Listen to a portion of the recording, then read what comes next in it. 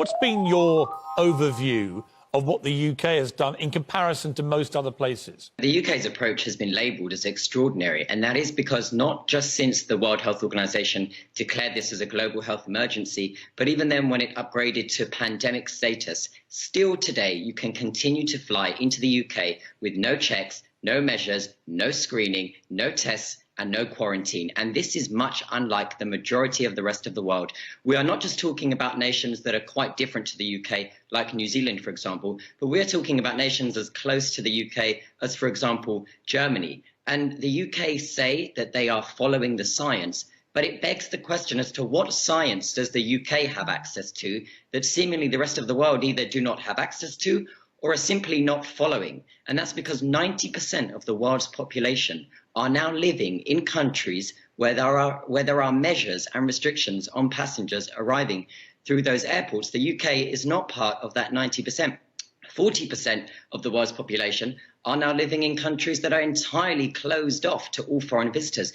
The UK is not part of that 40% either. So to be now almost in May and hear that the government are, quote, considering quarantine measures that have already been implemented for months across the world, and the UK still to think they are some kind of exception during a lockdown does seem extraordinary. And we know that this hasn't gone down well with everybody because we have the CEO of Heathrow Airport himself who has written to Matt Hancock to question why his hub airport has been left totally exposed to any incoming arrivals throughout this entire period.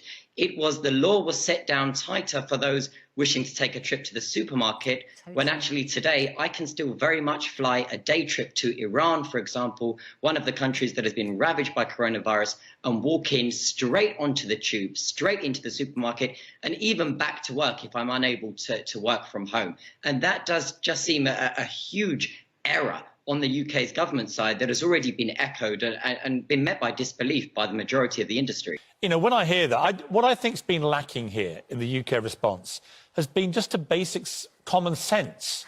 This constant refrain from every minister and the Prime Minister, we're following the science, following the science, following the science, has given an implication that a small group of scientists who have been outliers in much of the advice they've been giving have been dictating government policy, when it just seems if 90% of the world is operating quite strict measures at airports, it makes no sense to me on a common sense level that the UK has chosen not to do that. What we're seeing, in my view, is science being used as a shield for political decisions. You know, scientists will debate, they can advise, but in the end, ministers decide. And so I think to push it to science is just passing the buck.